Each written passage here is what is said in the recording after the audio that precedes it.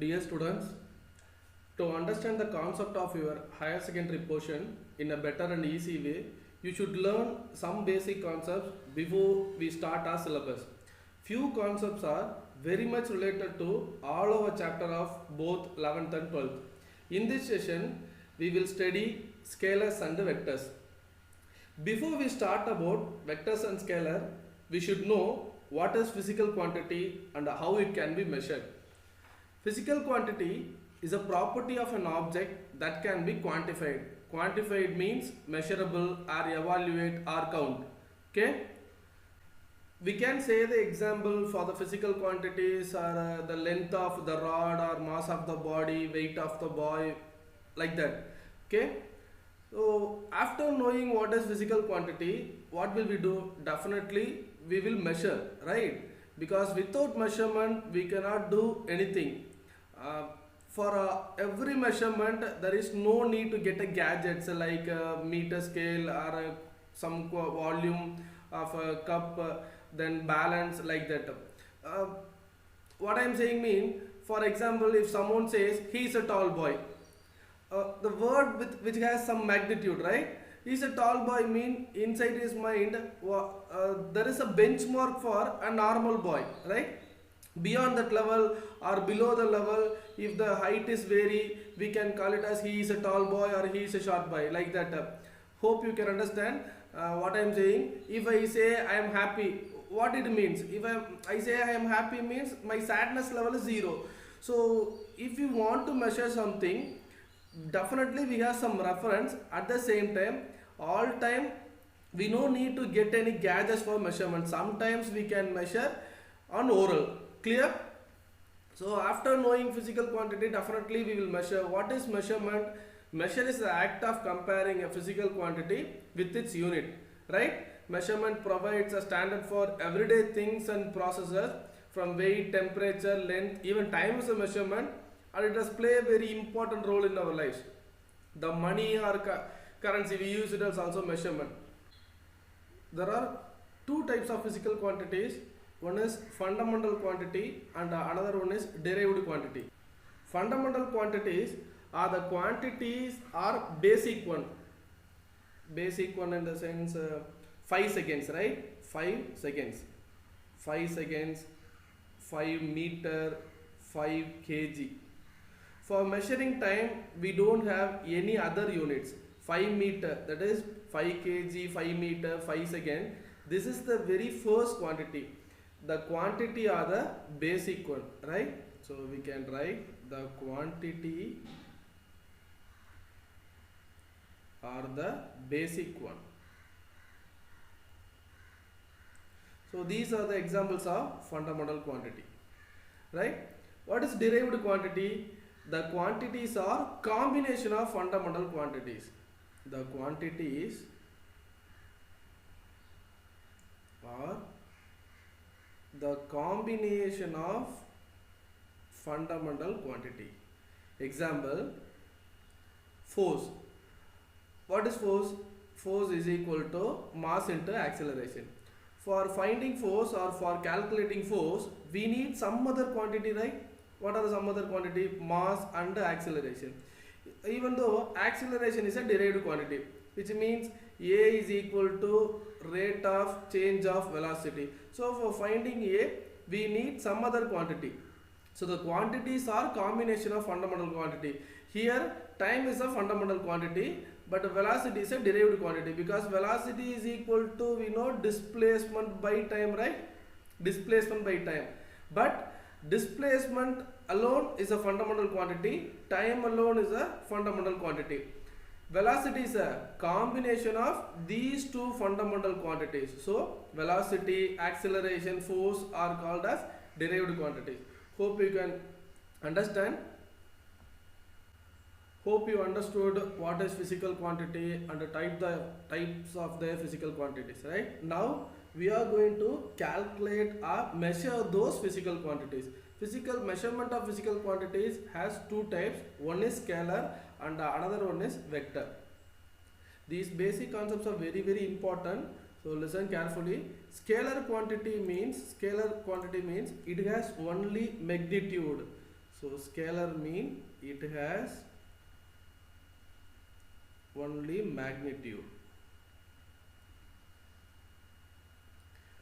Magnitude in the sense we have some defined value alone, right? So for example, 5 kg, 5 kg, 5 centimeter, 5 kilometer, 5 liter. If I ask you to read this, you may answer that these are numbers, right? So now I am going to put some units here. 5 kg, 6 centimeter, 7 liter, like that. Okay, now the same number is going to value something in terms of measurement. Now you can understand that is 5 kg, that I measured something that is related to weight, right? So this 6 number, that is the number 6, is the combination of some units and gives the value of 6 centimeter. That is mean by that I measured something through length, right? In terms of length. Like that, we have only magnitude. Before I am putting the unit, you can say that these are only numbers. After I put some unit, you can understand that I measured something in terms of weight, in terms of length, and in terms of amount of volume, right? So these quantities are called scalar quantity. So in this example, we can say that we have some magnitude alone. We don't have any direction.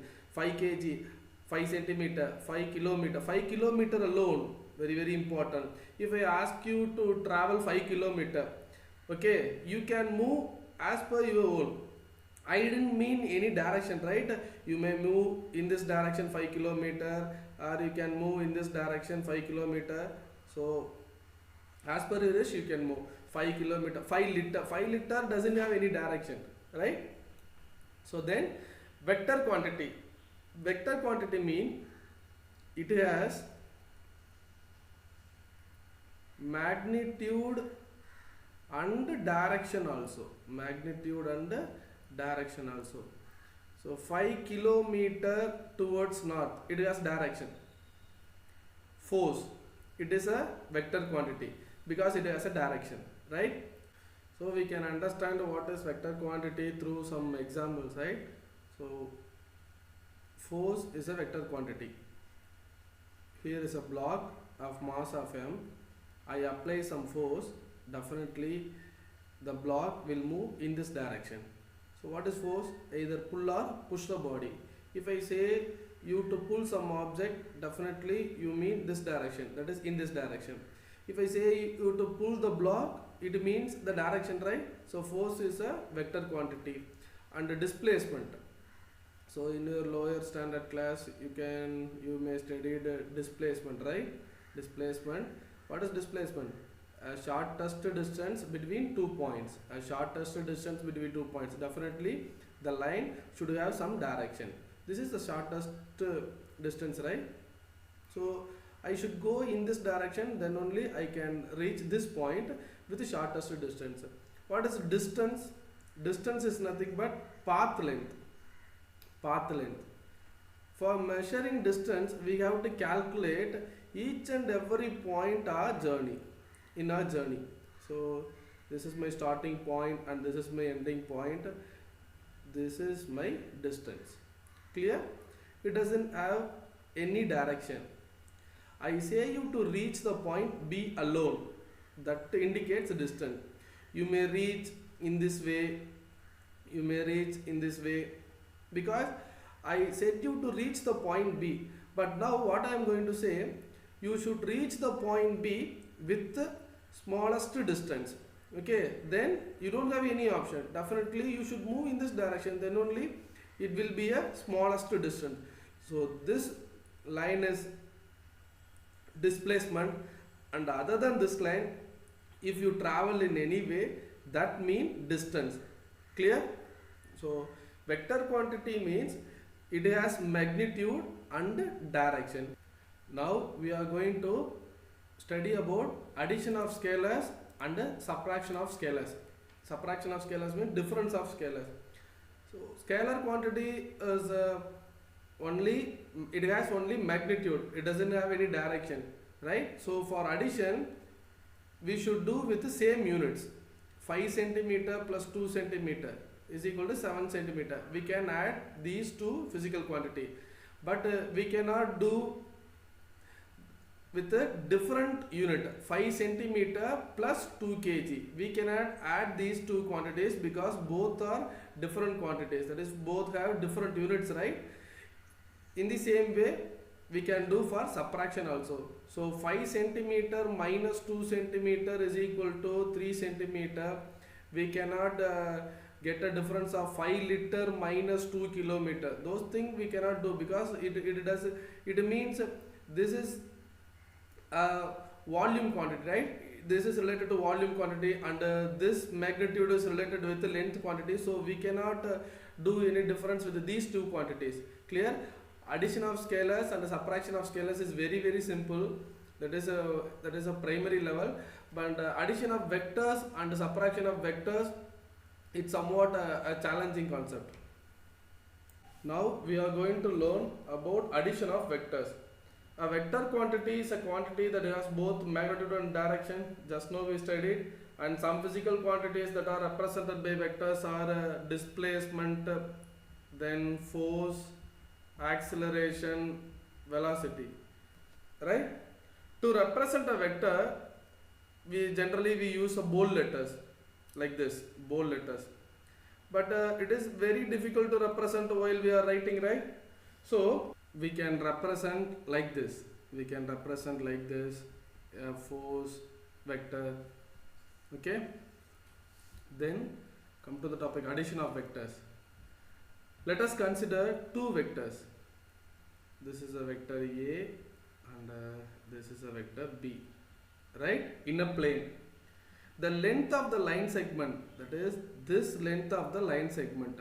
For example, a person A traveling with his bike 50 kilometer per hour in this direction.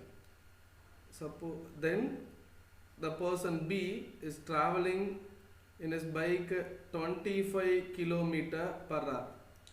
So instead of mentioning this value, we can understand that through this line segment, the person A is traveling with more velocity than person B. What I am saying, the length of the line segment indicates the magnitude of the vectors. Clear? So out of these two vectors, which one has greater magnitude? So B has greater magnitude because the length of the line segment is greater than A vector. Clear? Okay. To find the sum of A plus B, we have to follow a law, triangle law of addition. I will continue in next sheet. To find the sum of A plus B, we place vector B so that its tail is at the head of vector A. See this diagram. Okay, this is a vector of S vector. Okay, this is the tail of S vector and this is the head of S vector. What I said, to find the sum of A plus B. Now what we are going to do? We are going to add the vector A plus vector B, right? So it is a denotation. Arrow mark is over the letter of A and B, right?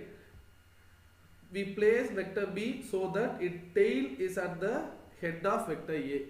So for adding A plus B, we should do the tail of B should be placed at the head of A. Clear? Then this line, now we are going to add A and B. This line represents the resultant vector. That is the sum of two vectors of A and B. Okay? This line.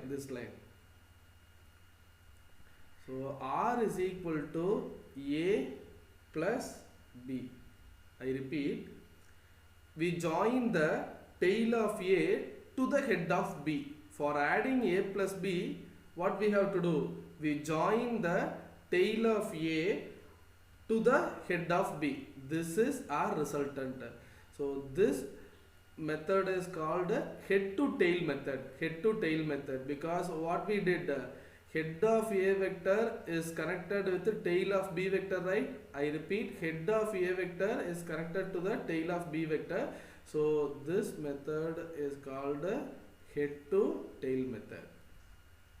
Tail method. Shall we see one more example? One more example.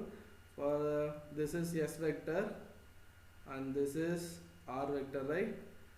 What we have to do? We have to place the tail of R with the head of S. This is head of S. Am I right? So this should be like this. Then what is the sum? This is nothing but R vector plus S vector. That is our resultant, right? So R plus S, this line is representing the addition of R vector and S vector. Clear? See this diagram. These two vectors, that is A and B, these two vectors A and B, and their resultant, this vector and their resultant form three sides of triangle, right? So this diagram, it looks like a triangle. Clear? So that is called triangle law of addition. Triangle law of addition. Clear? So I explained what is head to tail method, and the law named is called triangle law of addition, because the two vectors A and B and the resultant form three sides of the triangle. So this method is also known as triangle method and also called as head to tail method, right? And one more thing, if we find the resultant of B plus A, before what we did, we add A vector with B vector, right? So if we find the resultant of B plus A, the same vector will be obtained. That is, the resultant will be same. That is, the vector is commutative. The vector addition is commutative. A plus B is equal to B plus A. That is our conclusion. Subtraction of vectors can be defined in terms of addition of vectors. We can define the difference of two vectors A and B. Difference of two vectors A and B. A vector and B vector. We can define the difference of two vectors A and B as the sum of two vectors A and minus B. Clear? So what I mean, suppose I want to get the difference of 5 minus 3 is equal to 2.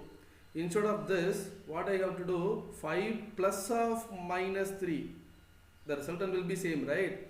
So in the same way, we are going to do the subtraction of vectors. Suppose, consider this is a vector A and this is a vector B, right? So this is a vector B, means this will be minus B vector. It is in opposite direction, right? So if I want to add the vector, simply I can do like this. I place a tail of B with the head of A, right? So this is A vector and this is B vector. For adding A and B, what I have to do? I repeat, the tail of B should be placed over at the head of A, right? So this is my resultant. This will be my resultant, that is R. So R is equal to A plus B. This is for addition. But now I want to subtract the vectors A and B. So for my convenient, I changed B vector like this. So if this is B vector, definitely opposite to B vector is minus B, right?